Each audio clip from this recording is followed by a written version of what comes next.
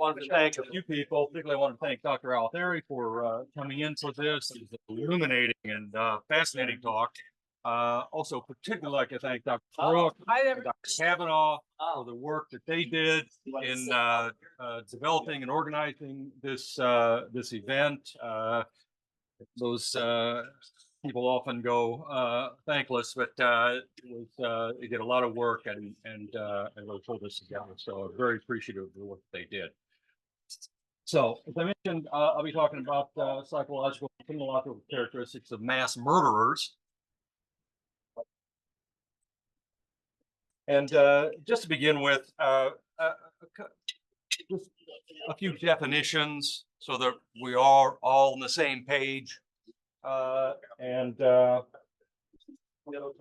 Mass murders, as you probably know, in at least this is the definition from the FBI, involves 4 or more victims within a 24-hour period in one location. That is these are very different crimes than the other 2 that are listed here. But once in a while, you see these terms used interchangeably in the press or in other entertainment presentations. Serial murders are extremely different than mass murders, both in terms of character, in terms of personality, and in terms of motive. These are very different crimes, 3 or more victims and 3 or more separate events at 3 or more locations with a cooling off period between. It's one of the classic serial killers would be people like John Wayne Gacy, Ted Bundy, the BTK killer, and also then spree murders are much less common mass murders, but they certainly unfortunately do occur. They're actually more similar to mass murders, far more similar than serial murders are. They tend to be defined as a single event with multiple victims in 2 or more locations in rapid succession with no cooling off period. And examples of those would be someone like Andrew Cunanan in the late 90s, or Nicholas Shields, which is a more local case. Now, again, to continue with some definitions, as I just mentioned, the mass murder definition that comes from the behavioral science unit of the FBI. So the FBI definition of a gun mass murder is 4 or more victims that are killed by gunfire within a 24-hour period at one location. That is a different definition than what is used by the Gun Violence Archive, and it's commonly used in the press, in which 4 or more victims are shot, not and injured, but not necessarily killed. It doesn't make these any less a lesser crime in any way, and they're just as serious and just as destructive and disruptive to the lives of hundreds of people. But they are different, and you'll commonly see the Gun Violence Archive definition reported in the press. And as you can see down below, some of the differences here, that just from 2020 to 2023, there are 2,577 mass shootings on the Gun Archive definition, whereas 125 gun mass murders based on the FBI definition. And I also provided these data from 2019 to 2022. You see this massive increase in mass shootings from 417 to 647, whereas the number of mass murders increased notably, but not significantly. Now, I can't do a talk on mass murder without talking about, at least briefly, family mass murders. And I'm not going to spend too much time. I really have 1 slide on family mass murders, but they should not be overlooked. And I'll show you why in just a moment. So going to talk just very briefly about family mass murders, also commonly referred to as family annihilations or familicides. And they're similar in some ways, but they're often quite different than the so-called classic mass murders. Again, these are terms that come from the FBI. Classic mass murders are more similar to the kinds of crimes that Dr. Altieri just covered in great depth. So with regard to family mass murders, this is clearly the most common type of mass murder in this country. And there's really no other mass murders that are even close in terms of numbers. Unfortunately, they constitute nearly half of all mass murders in this country. They are obviously the most extreme type of domestic homicide. And the highest frequency of these crimes occur in the Southern American states, but they are distributed throughout the country. I don't think there is a state where there have not been multiple family mass murders. And they almost all occur in private residences, unlike the classic mass murders that I'll be talking about in greater depth, which Dr. Altieri just covered in detail. 89% of these are committed by males, similar to mass murders in general. 50% by whites. This is predominantly a white male crime. 30% committed by blacks. The situation typically involves some interpersonal conflict. About 75% of these family mass murders involve some interpersonal conflict. The primary target is a female, almost exclusively. Female, typically wife, ex-wife, girlfriend, ex-girlfriend, and about 50% of the victims are children and adolescents. Motives for family mass murder typically is revenge. Can't say exclusively, but with great probably 90% or more, probably upwards of 95% involve revenge. There are triggers as well, and there's often an acute loss that's experienced by the killer, which is generally the father figure of the family, and it's generally a catastrophic loss of job, money, embroiled in a bitter divorce or some romantic rejection.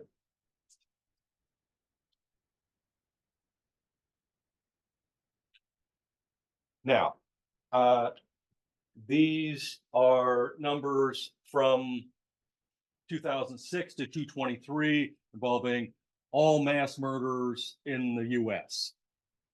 These are data that come from the Northeastern University criminology database that has historically and continues to be managed by Dr. James Fox and Dr. Jack Levin, criminologists at Northeastern University in Boston. They collaborate with Associated Press and the USA Today in publishing these data. These data are easily available to you if you're interested in looking at their database. It is quite informative and instructive to look through their database. As you can see here, as I just mentioned, with regard to family mass murders, in terms of locations and type, the greatest number occur in private residences, and those constitute nearly all of the family mass murders. They also constitute a number of felony murders, particularly crimes that involve a home invasion and a robbery. Typically, it's a drug-related robbery, maybe guns, drugs, etc.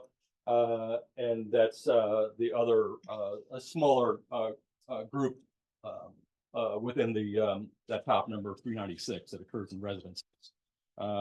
Next, it involves mass murders in commercial, retail, entertainment venues, open spaces, multiple locations, vehicles, school, college, etc.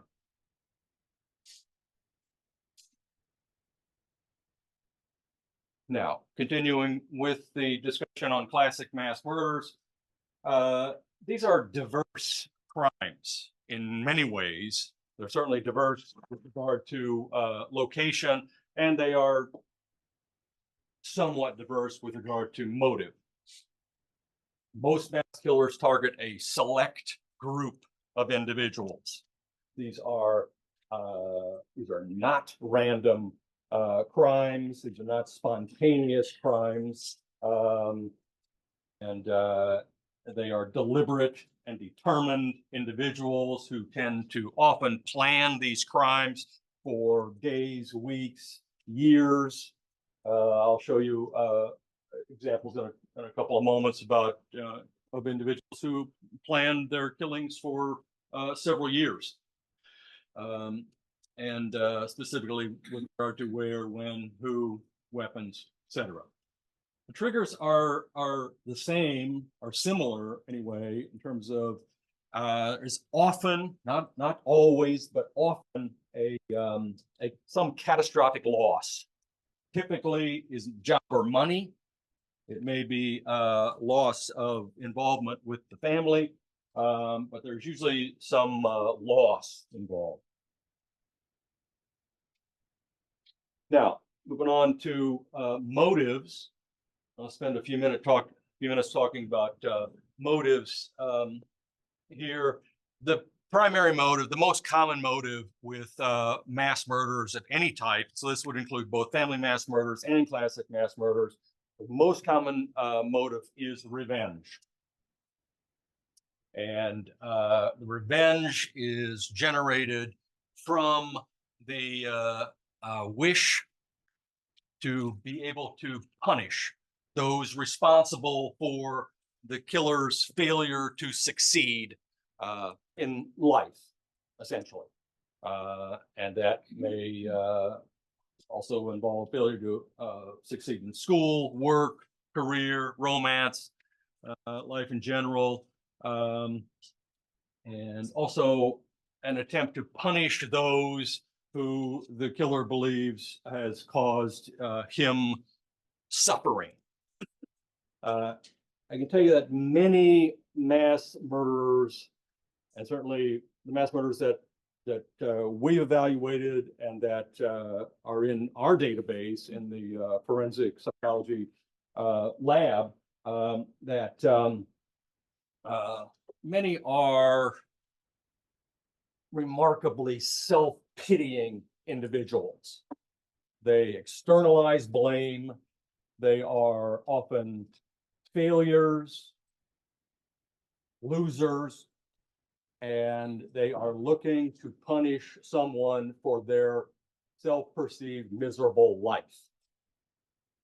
And they do that through these kind of tragic acts. For example, as Dr. Altherry mentioned earlier, and I show you this because this crime has become a source of influence and emulation by many school shooters. This is in the view of many school shooters, this is the quintessential example of their crimes. Columbine High School massacre in 1999, Littleton, Colorado. These two individuals killed 13 people, injured 24. Had they been bullied in school? Yes, they had. Had they been humiliated in their school? Yes, they had. So in their view, this was an act of violent revenge that they enacted. They planned this for years, and they developed a very strategic and unfortunately effective plan for killing at this school. One example of individuals that they influenced would be this person, who was responsible for the Virginia Tech massacre in 2007, who was clearly admired. Eric Harris, one of the two Columbine killers, actually wrote that in his so-called manifesto, which I think is kind of an unfortunate term that I think the press often cites when they find writings by these people. Calling them manifestos give them more credit than is probably due. But this individual, clearly influenced by the Columbine killers, as many others have been. This is then on this topic of school shootings. These are the school and university mass murders from 2006 to 2023. Again, available from the Northeastern University mass murder database. The reason I'm showing this is that I wanted to point out, and I think Dr. Altieri also alluded to it, is that the shooters that target K to 12, the elementary schools and high schools, one or the other, they tend to be remarkably young. They tend to be less than 20 years old, maybe into their early 20s, but many are in their teens. For example, just the classic example being the Columbine shooters. Both were under 20. They were seniors in high school, so they were 17 and 18 years old. And that's the same case with Sandy Hook. He was 20 years old. This person was, I'll show you in a minute, he was about 20. Marjorie Douglas was also around, I think, 21. Robb Elementary was around 20. So these are young, revenge-seeking killers. Okay, next motive is hate, which is involves the homicidal expression of hatred and elimination of some targets of hatred, and combined with attempt to induce fear in others of the same racial, ethnic, gender, and religious groups. Hate tends to be the motive in most mass murders in houses of worship. It's also the primary motive in all racially motivated mass murders, and it similarly is the motive in the misogynistic killings. Some classic examples then would be the Tree of Life Synagogue Massacre in Pittsburgh in 2018. Obviously an anti-Semitic hate crime, and resulted in the death of 11 people plus 6 individuals wounded.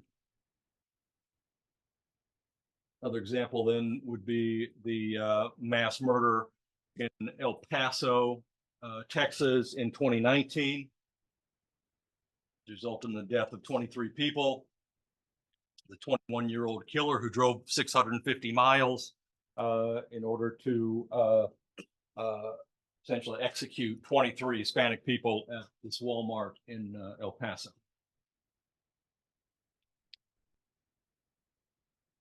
And consistent with the previous slide, this would be one of the key examples of a misogynistic hate crime. This is a young male who was intensely resentful about the fact that he didn't get enough attention from women, and he was a 22-year-old virgin. And so he took that resentment and hate toward women and focused it on killing students from University of California, Santa Barbara in Isla Vista, California. I believe it was 2014. He then, unfortunately, due to internet groups that like-minded internet groups that are commonly referred to as incels, involuntarily celibate people, men, young men. He then became an incel hero amongst some of those groups on the internet. And he's still admired by them. Next motive, talk about briefly, is power, control, and terror. Now, obviously, and you may be thinking this, there's clearly an overlap here between the motive of hate and the motive of terror or power control. There clearly is, and those terms are often used when they're described in the media interchangeably. But I'll show you a couple examples here of places that they're clearly terrorist attacks, and the killers themselves referred to their crimes as terrorist attacks. So the intent is to induce terror among targeted groups, generally driven by extremist causes, in this country, particularly white supremacy, anti-government views, anti-beliefs, etc. Probably one example that some of us can remember would be the Oklahoma Federal Building bombing in 1995. And then another is the Pulse nightclub massacre in Orlando, Florida in 2016, resulting in the death of 49 people. And that individual, Mateen, announced that it was an ISIS generated killing at the Pulse nightclub. An example, again, it's not an American example, but it's a classic example of a terror motivated mass murder. Would be this individual murdered 77 people in Norway on July 22nd of 2011 in two separate killings. He did a car bombing first, which resulted in the death of 8 people, and then proceeded to Utoya Island, where he proceeded to kill 69 innocent campers in his neo-Nazi oriented pseudo-commando killings.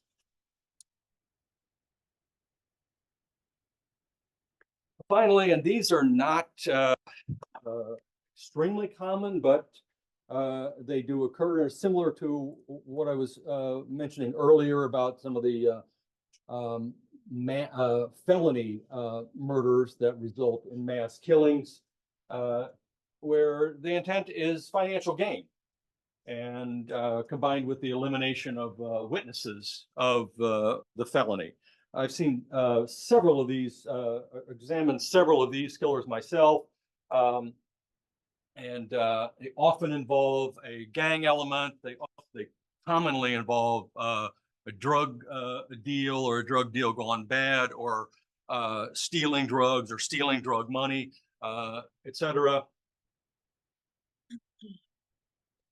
A local example of this type of crime would be, so you may remember this crime. This is the Brown's Chicken Massacre that occurred in Palatine, Illinois in 1993. I was an expert witness in this case. This somewhat surprisingly, this case actually did not come to law enforcement attention for nearly 10 years. It wasn't until Degorski told his girlfriend, referenced this crime to his girlfriend, that eventually became a focus of law enforcement. Okay, in terms of causes, some of this is speculative, and some of it is known. But in terms of, there are 3 different types of theories: biological theories, sociological theories, and psychological theories.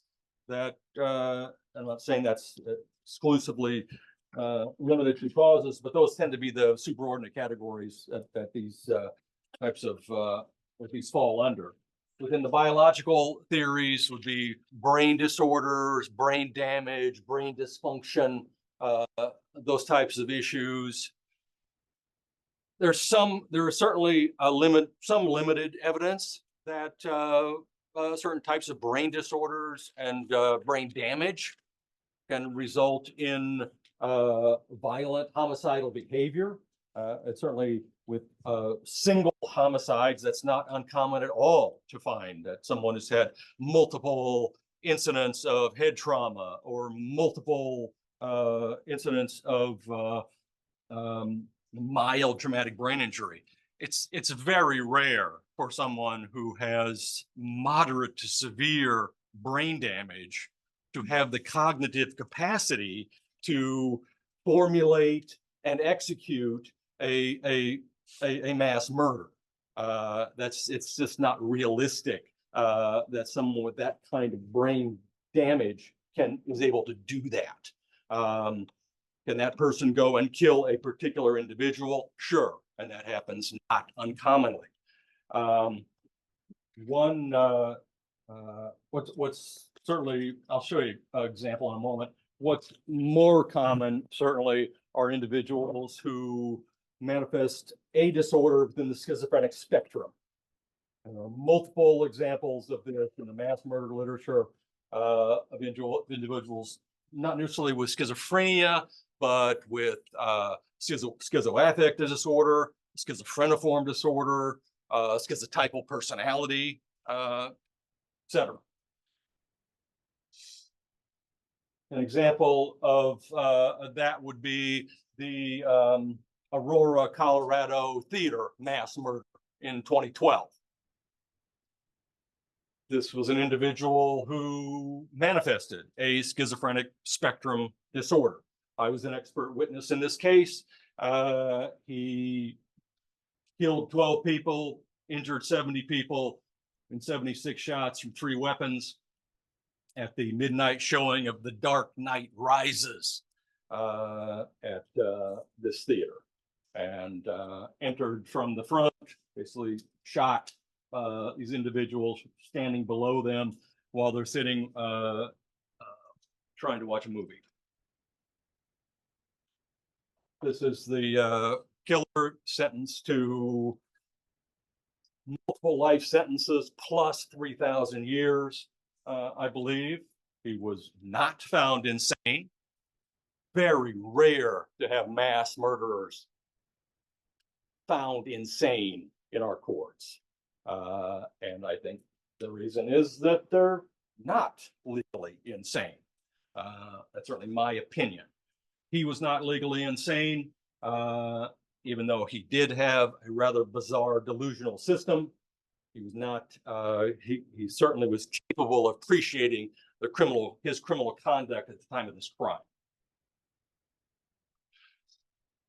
Back on the other point that I was making about brain damage and brain dysfunction, this is one case where there is some evidence of a brain disorder. This is Charles Whitman, who murdered 14 people from the tower on the University of Texas campus in the summer of 1966. He was found at autopsy to have a small tumor adjacent to an amygdala in his brain. It was a very small mass.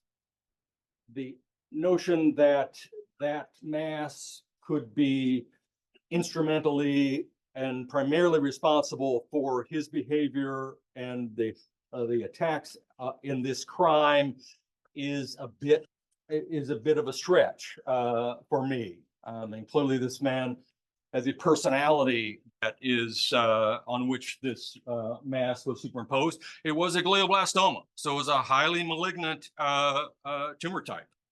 But I don't think that explains his behavior on this state in totality, because he also murdered his parents before he left his house, then went to the tower, with an arsenal of weapons and was there for hours killing people.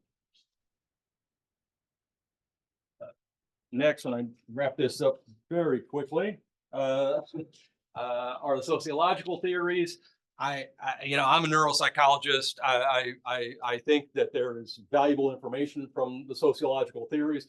I don't find the sociological theories as they've been proposed to date to be convincing to me with regard to their role in these types of killings. However, one sociological theory, the social learning theory, I do think has a sadly interesting role in these types of crimes, in that mass murderers influence the mass murderers that follow them, and subsequent mass murderers learn from previous mass murderers, just like I mentioned earlier. And Anders Breivik, the Norwegian killer that I showed you a moment ago, was incredibly inspired by Ted Kaczynski. He admired Ted Kaczynski and cited Ted Kaczynski's writings in his own writings. Eric Harris, one of the Columbine killers, was extremely inspired by Timothy McVeigh from the Oklahoma city bombing. And as I think I mentioned before, since 1999, several shooters have voiced their admiration for the Columbine killers, including, as I said before, Cho from Virginia Tech. Now, in terms of psychological theories, and I'm just going to wrap this up on this point with the psychological theories, particularly focused on psychopathy and antisocial personality disorder. In my opinion, and from our data, I find the presence of psychopathy to be a key factor in many of these types of crimes. I'll show you an example of something else. We also have autistic spectrum disorders on this list, as well as other types of personality disorders. But for example, with regard to autistic spectrum, this horrific crime that occurred in 2012 at the Sandy Hook School in Newton, Connecticut, in which 20 first graders were murdered in their classroom, combined with as well as 6 teachers. They were killed by an individual with an autistic spectrum disorder. And there's really no question about that. Did his autism, was that the primary factor in committing this crime? I'm sure it played a role, but I don't know that it was the primary factor. He had attended the same school and had reportedly had resentment and very negative views about these schools and his experience in the schools in Newton, Connecticut. And finally, it's hard to talk about mass murders in Chicago without referencing this creature, Richard Speck, who was responsible for the savage murder of 8 student nurses in a dormitory on East 100th Street in Chicago, Illinois, in summer of 1966. As you may have noticed, this crime and then the University of Texas Tower crime, they occurred within about 6 weeks of each other. These 2 crimes launched a great deal of media attention on mass murders at that time and from that time on. Speck, you could probably think about it from what we know about, what we learned about Speck after this crime. Probably the poster boy of psychopathy in many ways. And as you also may know, in terms of with regard to psychopathy, tend to be intraspecies predators. That's a term that comes from Robert Hare, fundamental researchers in psychopathy. They're considered to constitute about 1% of the population. Okay, We have 340 million people in this country. So that's, we get a lot of psychopaths out there.